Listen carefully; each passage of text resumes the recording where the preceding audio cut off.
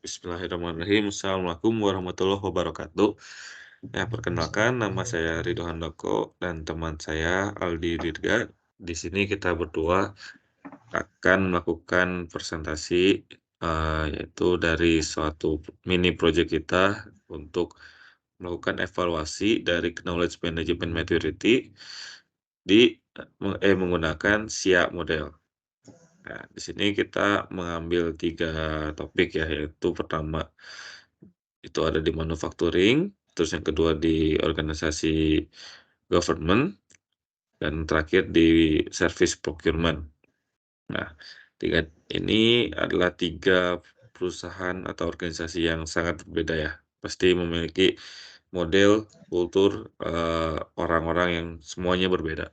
Nah, jadi ini kita coba dari sisi knowledge management maturity-nya itu bagaimana sih levelnya dia dari 3 tempat ini. Oke, pertamanya kita ada dari pendahulunya. Di sini selama beberapa dekade terakhir, di era transformasi digital yang begitu cepat dan inovasi tumbuh dengan pesatnya, sangat menjadi perhatian itu bagaimana perusahaan atau organisasi dalam menerapkan knowledge management. Nah, jadi di sini juga kita tuh, di zaman ini tuh kita di era VUCA ya. Indonesia termasuk dan beberapa negara yang lain itu kita berada di area VUCA, di era VUCA ini. Apa sih era VUCA ini? Nih, VUCA ini singkatan ya, dari V-nya itu volatility, U-nya uncertainty, C-nya complexity, A-nya ambiguity. Nah, jadi di sini, volatility ini bagaimana itu kecepatan perubahan itu terjadi. Hari ini kita keluar sebuah sistem A, beberapa minggu kemudian B, beberapa minggu kemudian C, dan begitu pula pola dari customer juga.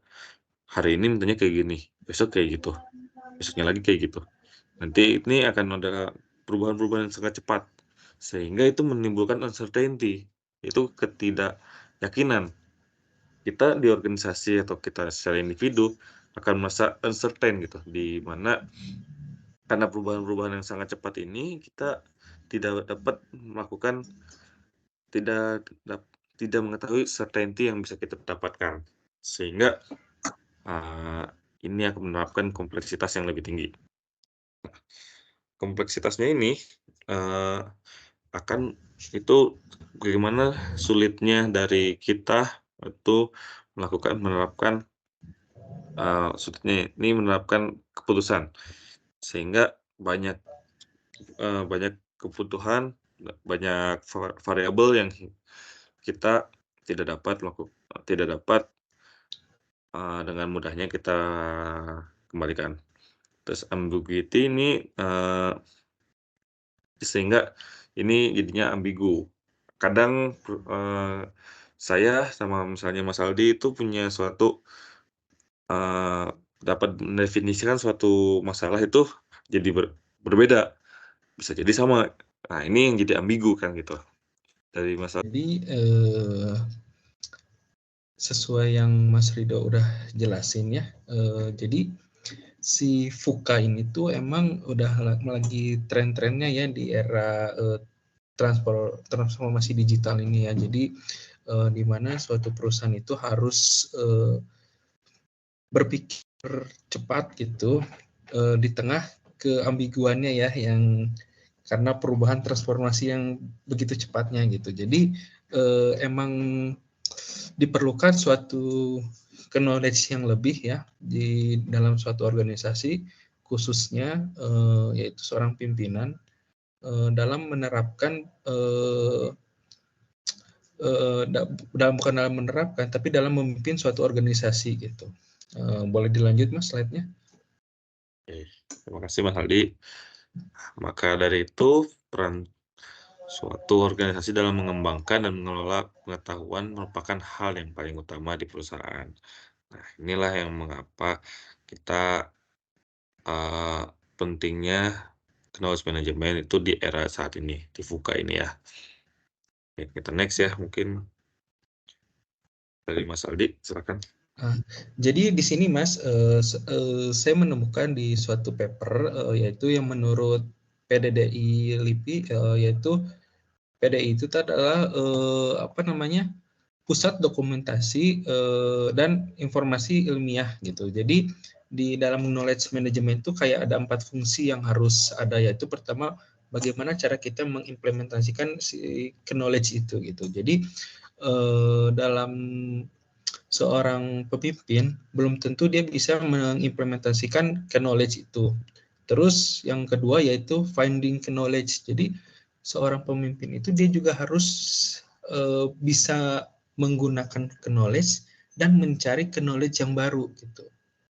Nah, setelah dia menggunakan dan mencari, nah, dia tuh bisa mendapatkan suatu yang diharapkan, dia bisa membuat creating suatu knowledge yang sesuai pada organisasi yang sedang dia misalnya dia jabati atau apa gitu. Setelah itu, setelah dia membuat, karena dia tahu nih bagaimana si ke organisasi tersebut berjalan, nah dia package si knowledge itu. Jadi si knowledge dari using, dari finding, dari creating, dari packaging itu teh saling berkolaborasi untuk menjadikan suatu knowledge bagi seorang pemimpin. Bisa di next Mas? Nah, jadi dalam suatu organisasi berinteraksi dengan bermacam-macam elemen lingkungan membutuhkan waktu yang lama. Yaitu jadi yang dimaksudkan dari sini, jadi seorang pemimpin itu dia akan berhadapan dengan berbagai macam situasi, baik itu situasi yang krusial, situasi yang tidak enak atau sesuatu yang jadi bermacam-macam. Nah, itu dibutuhkan suatu knowledge dalam mengambil suatu kesimpulan atau bagaimana cara mengidentifikasi masalah tersebut. Nah, oleh karena itu, keputusan yang rasional memerlukan informasi dan pengetahuan di atas kemampuan organisasi dalam mengumpulkan informasi. Jadi, seorang pemimpin dia itu harus bisa mengumpulkan berbagai macam knowledge untuk dia implementasikan dalam menyelesaikan masalahnya itu. Nah, ada di slide berikutnya, Mas. Jadi sebenarnya knowledge itu ada 2 tipe ya. Ada yang eksplisit, ada yang juga tacit. Nah, pada umumnya si knowledge ini rata-rata baru baru masuk ke eksplisit. Jadi bagaimana dia membuat suatu manual, pembuatan dokumen, video, database. Nah, bagaimana cara membuat apa gitu. Nah, itu knowledge-nya yang eksplisit. Tapi kalau dia sudah masuk ke tacit knowledge, itu tuh kayak pengalaman, skill dia, skill berbicara, skill menyelesaikan masalah. Nah, knowledge itu tuh nggak semuanya orang bisa mencapai situ. Makanya suatu pemimpin dia membutuhkan si tacit knowledge ini gitu. Jadi kayak ide atau bagaimana attitude itu nggak semua pemimpin bisa mendapatkan knowledge itu. Barangkali Mas Rido ada yang mau menambahkan mengenai knowledge ini? Sedikit menambahkan ya. Nah, dari explicit knowledge ini kan banyak dari kita melihat dari bisa diterapkan dengan manual, video, prosedur, dokumen. Nah, sedangkan berbeda dengan tacit knowledge. Dia tidak dengan mudahnya ya, bukan tidak dengan mudahnya itu bisa ditampilkan dalam bentuk-bentuk yang lain. Nah, ini biasanya menempel pada seseorang tersebut. Tadi seperti yang Mas Aldi sampaikan, biasanya leader tuh harus memiliki tacit knowledge. Nah, dalam saya, tambahkan dari sisi organisasi ini, tacit knowledge ini bisa diterapkan dari berbagai macam orang, tidak hanya di leader, di staff juga perlu, terkadang kan ada skill-skill, individual skill yang ada di staff, itu yang menjadi, tambahan lah ya, dari yang menyokong dari keperluan organisasi untuk mengembangkan, atau melakukan, proses apa yang, organisasi tersebut lakukan. Nah, jadi, eee, dari knowledge management ini, dia harus melakukan manage kedua hal ini. Nah, dengan cara yang pastinya secara eksplisit dan secara tacit. Jadi ada peran HR dan seluruh leader untuk mengembangkan dan me-manage, kedua knowledge ini. Itu tambahan dari silakan Mas Aldi. Nah, jadi eh, kita di sini kan berbicara dengan knowledge ya. Berarti kan knowledge itu kan bisa diolah gitu ya. Jadi knowledge management system ini adalah bagaimana cara kita mendapatkan informasi yang tepat kepada orang yang tepat dan pada waktu yang tepat. Nah, hal ini akan meningkatkan efisiensi mengarah ke unggulan kompetitif. Dengan kata lain, KMS dimaksudkan untuk mendukung proses pengetahuan. Nah, di KMS ini tersendiri ada dua nih sebenarnya.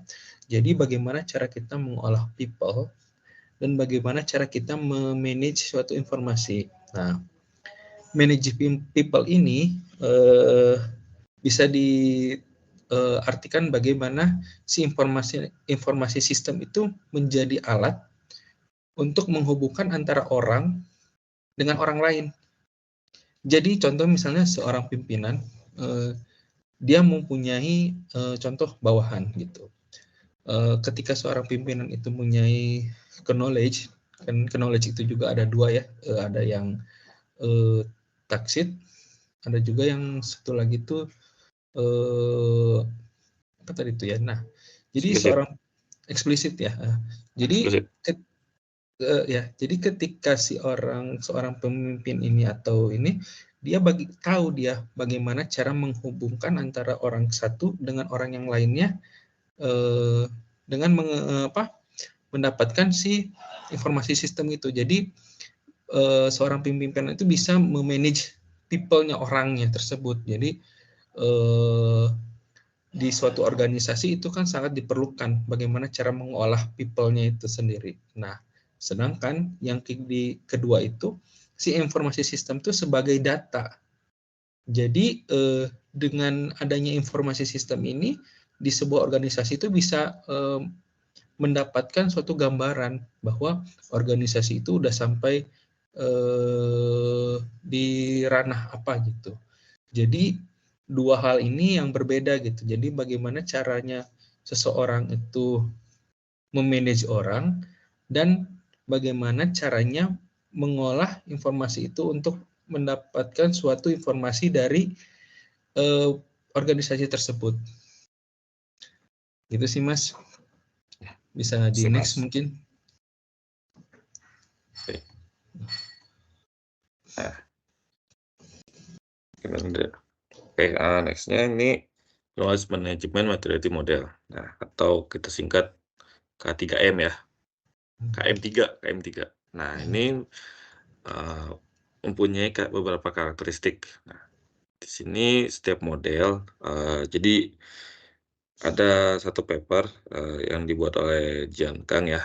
Ini melakukan analisa setiap KMM ini dari beberapa macam. Nah, di sini dia sebut itu dalam namanya KPA, Key Process Area. Nah, Key Process Area ini mencakup elemen-elemen yang luas juga. Itu misalnya dari sisi strategi manajemen pengetahuannya, dari infrastrukturnya, organisasi, budaya, konten, people atau orang-orang, dan proses dan teknologi. Di sini jadi modelnya dari KM Maturity ini itu setiap organisasi, setiap, eee, akademisi mempunyai model yang berbeda-beda juga. Tapi secara garis besar itu selalu banyak yang seperti ini. Nah, next-nya kita diambil dari jurnal dari Jian Kang. Ini ada dia melakukan analisa dari beberapa macam, knowledge management maturity model ya, atau KM3-nya ini. Secara garis besar ini paling banyak itu KPI-nya itu adalah dari sisi people, proses, teknologi, PPT. Nah, paling banyak ya. Mungkin beberapa ada yang masukin kultur, ada juga yang masukin konten, terus ada lagi evaluasi. Nah, dari human resource juga, ada dari SIMOS ini yang paling banyak ya, dari kompetensi, people, collaboration, kultur, leadership, support. Nah, itu banyak. Jadi ini banyak model. Uh, banyak model ini yang menyebabkan kita dapat memilih ya model apa yang cocok, bagaimana kita menilai dari beberapa organisasi. Nah, sedangkan di paper kita ini kita menggunakan model dari SIA. Nah, ini dilihat dari 4 sisi ya. Mereka mendefinisikan KPI-nya ada 4, itu dari kulturnya, people, proses, dan teknologi. Di mana 4 hal ini punyai fase yang dapat didefinisikan dengan seperti berikut, seperti yang digambar. Nah, dia ada 4 fase. Pertama, fase yang paling rendah itu dari recognition phase atau fase mengetahui adanya knowledge management ini. Nah, ini fase terendah, di mana dilihatnya dari kulturnya ini ketika seseorang membagikan knowledge, dia tuh tidak dapat benefitnya, si orang yang membagikannya itu. Sehingga orang lain yang mendapatkan knowledge-nya itu, yang mendapatkan kreditnya atau kebanggaannya lah ya. Nah, jadi sehingga ini buruknya tuh membuat orang itu takut membagikan ilmu. Jadi pelit ilmu lah, pelit ilmu gitu jadinya. Nah, hanya orang-orang yang wah ilmunya banyak gitu yang diakui gitu. Nah, di sini tapi dia nggak mau bagi gitu. Itu tandain di kultur itu di sini gitu. Sedangkan di people-nya itu lihat dari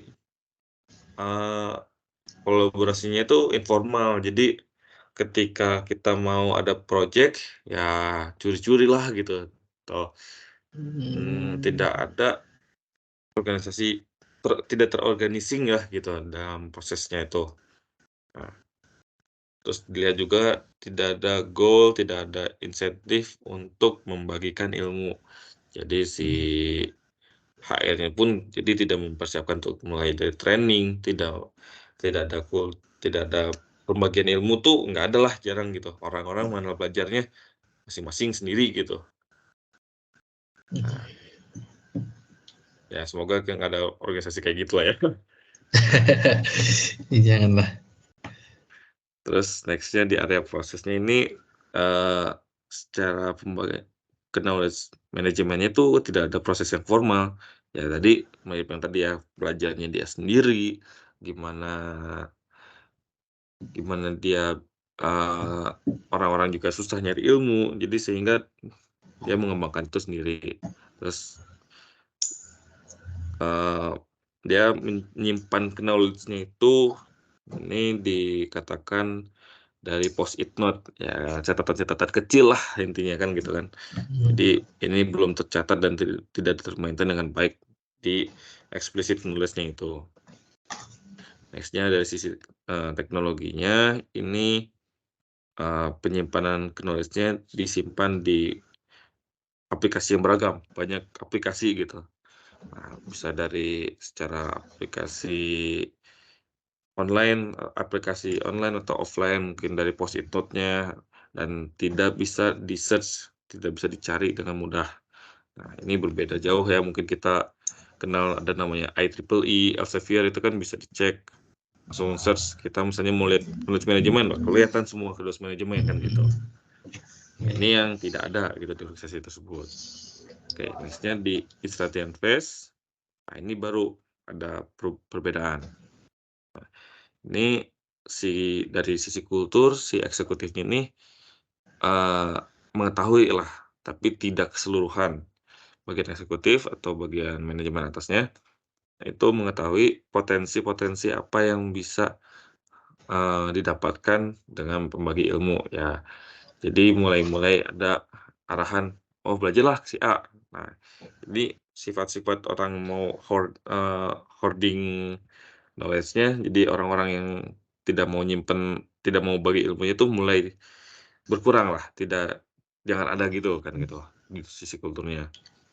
Nah, terus dari people-nya ini dia sudah ada mulai training knowledge manajemennya. Terus ada goal, ada KPI untuk training contohnya kan. Terus ada departemen khusus lah ya untuk melakukan maintain si knowledge manajemennya ini. Ada organisasi kecilnya untuk membantu ini. Nah, ini bisa dari HR atau dari departemen sendiri, kayak contohnya corporate school atau apa gitu kan, macam-macam. Ya. Terus ada proses ya yang untuk membagikan ilmunya ini. Tidak seperti yang recognition phase, tidak ada proses. Jadi dialung aja gitu ya. Ini ada prosesnya, misalnya ada pembuatan model ada SOP-nya lah minimal kan gitu. Nah, terus di teknologinya ini mulai ada unified search strategy in place-nya. Jadi di mana sih kita cari knowledge-nya itu, di mana kita cari aplikasinya itu. Nah, dari sisi teknologinya. Terus mulai ada knowledge dari sisi si customer gitu. Ini mungkin nggak semua ya. Oke, nextnya di value realization phase. Ini mulai lebih mantap lagi. Ini si eksekutifnya ini melihat ROI atau return for investment dari programnya KM. Jadi mulai ada perhitungan-perhitungan, wah ini kalau misalnya sharing ini seperti apa, hasilnya seperti apa, kemungkinan besar jadi gimana, ini mulai diperhitungkan gitu.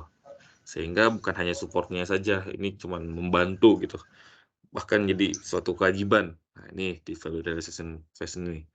Dia manajemen knowledge itu adalah jadi kewajiban, mulai jadi wajib lah gitu, bukan hanya yang penting ada gitu. Nggak cuma gitu.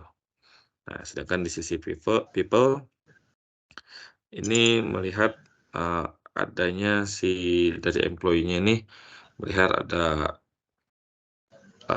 dia akan melihat impact-nya itu dan bakal membantu bagaimana ininya. Nah, contoh untuk dalam ini kita didefinisikan pakai KPI, misalnya kalau di area customer service tuh ada resolve time-nya, ada cost per incident-nya. Nah, ini mulai diperhitungkan.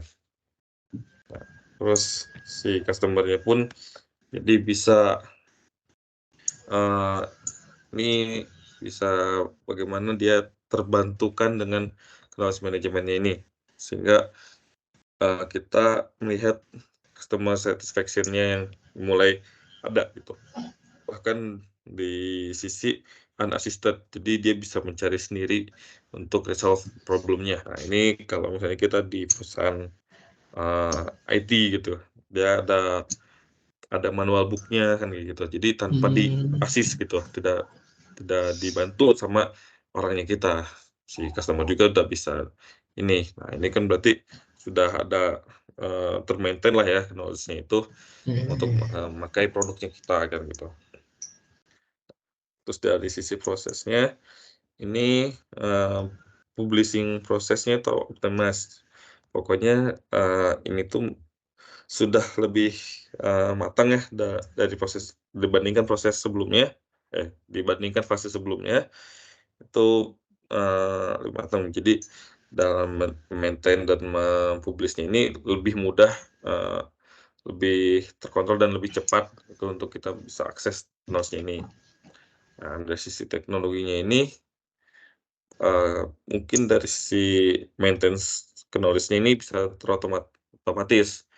Dari proses kita saja sudah membantu kita membuat knowledge management.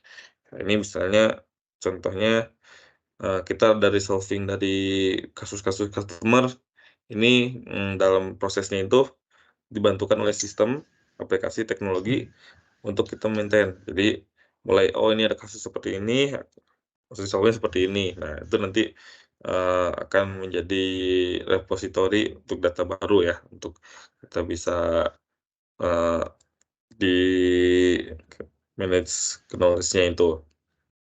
Terus ada mulai analitik untuk, eee, gap analisis antara konten-kontennya ini,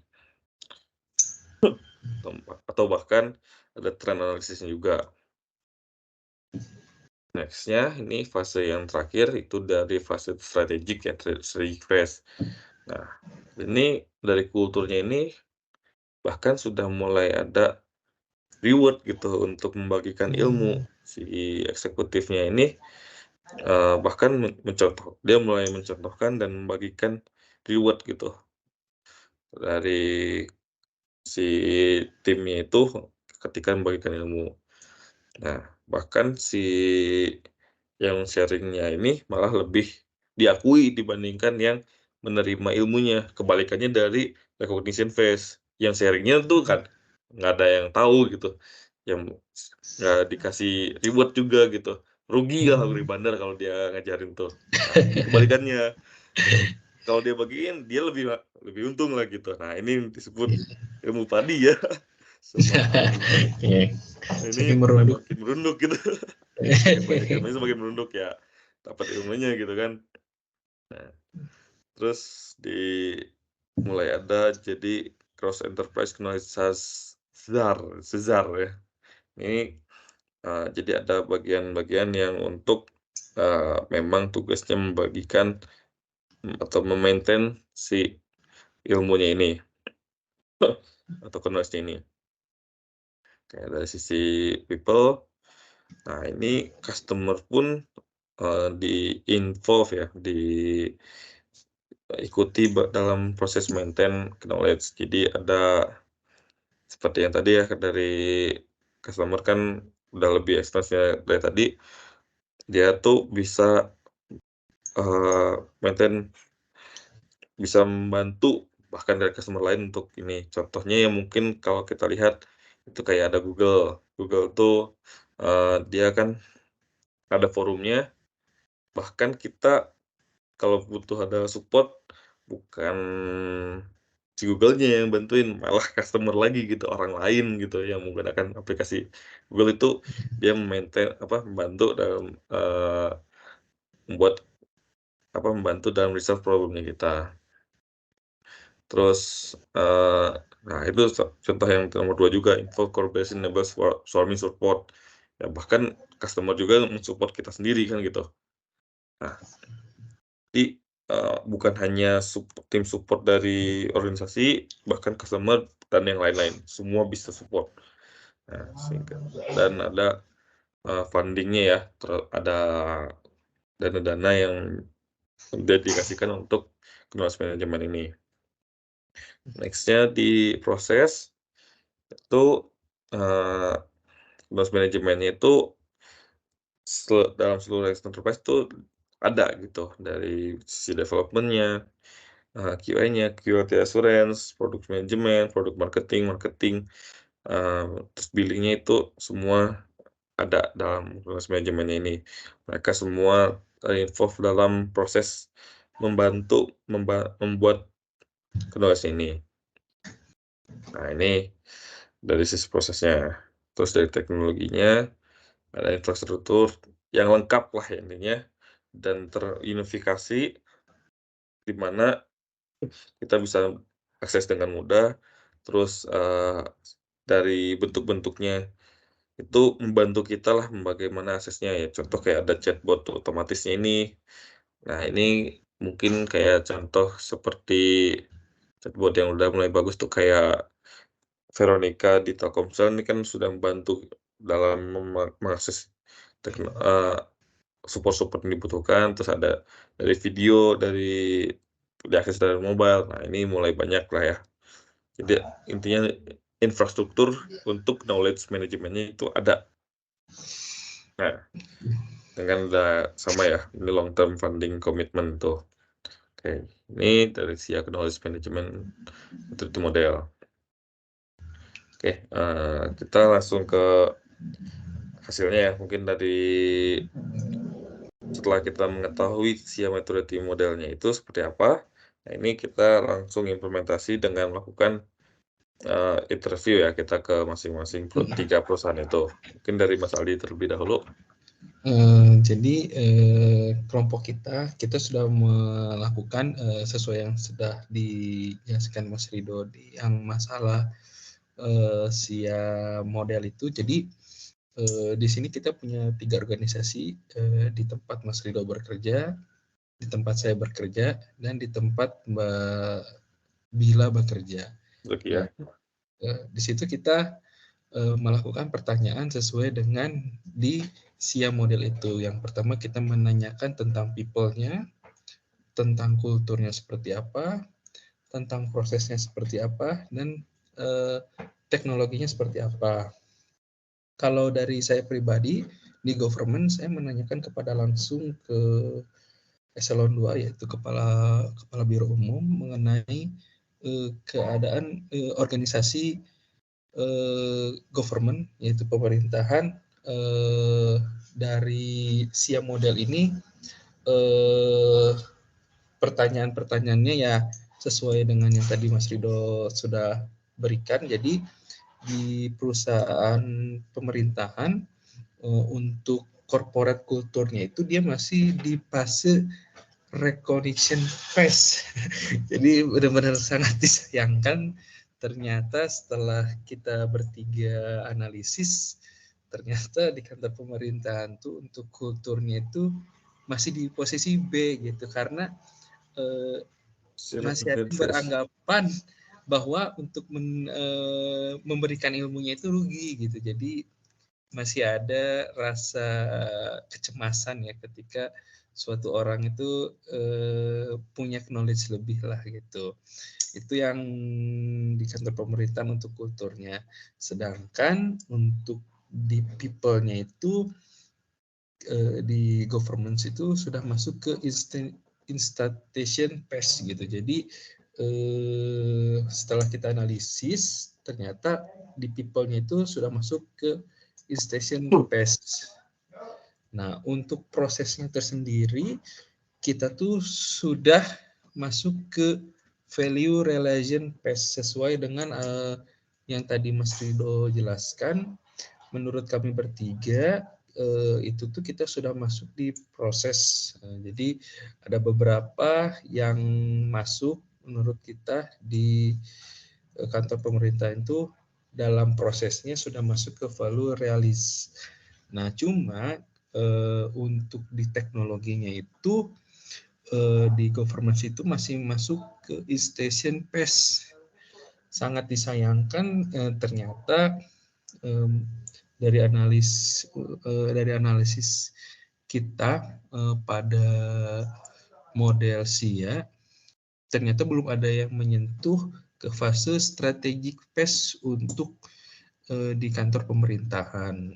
Mungkin selanjutnya di tempat Mas Rido bekerja, bagaimana Mas? Ini untuk tempat saya ini kita dikasih kode A ya.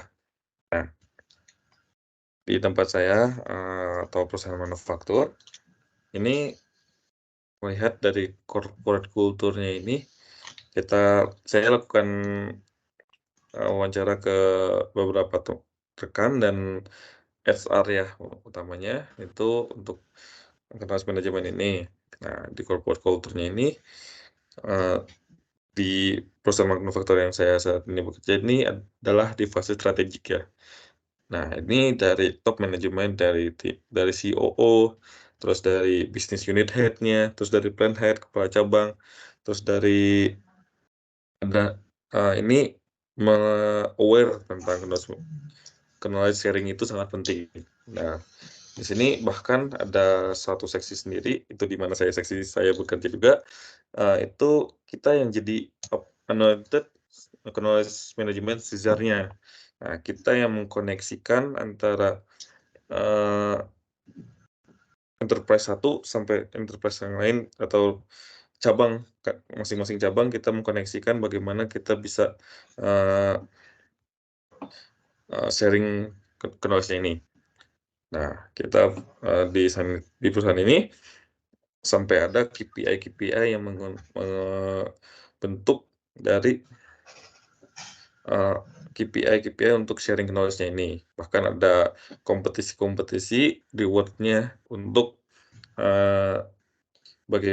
untuk knowledge sharing-nya ini. Jadi misalnya biasanya dari konsepnya itu si perusahaan yang cabang A itu sharing ke perusahaan cabang B. Nanti perusahaan cabang B ini yang menerima ini dia akan mempresentasikan hasil pembelajarannya ini, dia dikompetisikan dengan perusahaan-perusahaan yang lain juga ya, hasil pembelajaran dari perusahaannya itu, dia kalau misalnya menjuarai dia akan ada reward ya untuk si yang learning ini sama si gurunya ini yang mengajarin. Jadi dibuat kulturnya itu win-win solution ketika ada pembagian kultur. Nah, dari sisi people ini masih di fase instantian, di mana ditunjukkan dengan people-nya ini development-nya itu masih level dari HR ya untuk trainingnya ini. Jadi belum ada dari customer itu supply bagaimana kita maintain knowledge manajemennya itu. Jadi full dari perusahaan organisasi itu sendiri kita melakukan knowledge manajemennya. Dari sisi proses ini sama semua ya, dari perusahaan manufaktur juga di value realization phase, di mana ini secara prosesnya setelah mulai teroptimize, dipublish dengan baik, dia banyak tadi karena dari kulturnya juga itu sudah strategik ya, ketika pembelajaran ada, di-sharing knowledge manajemennya. Nah, sangat disayangkan tapi di teknologinya dia masih recognition.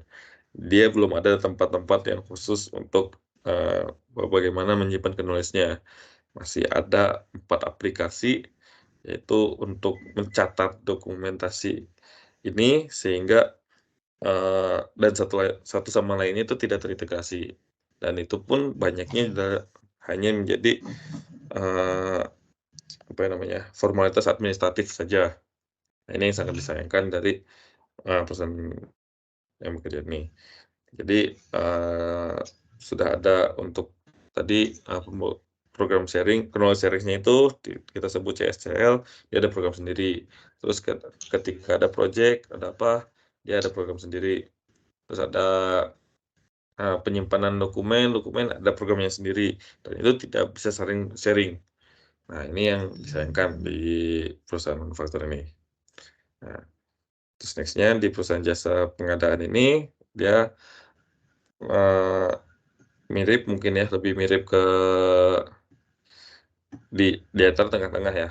Dia dari realization phase-nya di kulturnya sudah di value realization, terus di people-nya sudah di instantian, di prosesnya di value realization, dan di teknologinya sudah di instantian. Nah, ini nggak berbeda jauh ya, tidak berbeda jauh antara 3 perusahaan ini. Ada kelemahan dan ada kelebihannya masing-masing. Oke, mungkin next-nya dikonklusin dari Mas Aldi, Mas. Jadi setelah kita membahas ya, jadi kita mencoba kita menerapkan SIA model maturity ini kepada 3 organisasi. Jadi bisa kelihatan ya di posisi organisasi itu ada beberapa ragam ya. Jadi ada yang masih di fase reconnection, bahkan tadi di perusahaan Mas Rido sudah ada yang sampai menuju proses strategik gitu. Jadi diharapkan organisasi tersebut berlomba-lomba menuju kepada fase strategik itu. Namun menuju untuk sampai ke strategi itu tidak mudah. Nah, jadi kesimpulan yang didapatkan dari paper yang coba kami jelaskan itu, jadi proses SIA maturity model ini merupakan pengecekan sudah sampai manakah kematangan pada suatu organisasi tersebut. Yang sudah dijelaskan tadi kan ada 4 tahap ya. Nah, jadi kesimpulannya bahwa organisasi-organisasi tersebut sudah mengupayakan dalam mengelola pengetahuan dengan menggunakan proses dan teknologi yang berbeda-beda. Tingkat kematangan dalam manajemen pengetahuan mereka juga beragam, dari reconnection phase hingga strategic phase ya. Jadi dari tahap yang paling rendah menuju tahap yang paling tinggi menurut SIA model tersebut. Mungkin conclusion dari saya sih cukup seperti itu. Barangkali dari Mas Rido ada yang mau menambahkan untuk conclusion atau sudah cukup? Ya, mungkin kita kalau misalnya dari perusahaan masing-masing ini ada perbedaan terutama di area kultur ya. Nah, Ya. ini perusahaan itu organisasi tersebut itu punya kultur yang beragam. Nah, ini yang challenge terbesarnya di seluruh organisasi itu pertama pasti kultur, termasuk di Indonesia sendiri. Itu Ya. kulturnya kita perlu apa ya, mulai melihat lah ya. Nah, jadi kultur-kultur yang beragam ini apalagi di setiap organisasi yang membuat yang berbeda. Nah, sedangkan people dan prosesnya ini kebanyakan sudah dari 3 tempat ini sudah sama, sehingga memang dia sudah mulai standar ya. Nah, dari standarisasinya ini mulai sama gitu. Jadi ada mungkin dari seperti Mas Aldi sampaikan, si organisasi ini perlu mulai mengejar apa kekurangannya dan bagaimana dia mau memperbaiki kekurangannya tersebut. Mungkin sekian dari saya, Mas Aldi. Mungkin sekiannya dari penjelasan dari kelompok kami mengenai paper yang kita bahas, yaitu proses penerapan maturity level dengan menggunakan SIA model ya. Jadi kesimpulannya seperti itu dari kelompok kami. Mungkin lebih atau kurangnya kelompok kami minta maaf. Dari saya sih cukup seperti itu, Mas. Mungkin kita tutup aja, Mas. Ya. Wawancara video ini. Kita ucapkan alhamdulillah. Dah.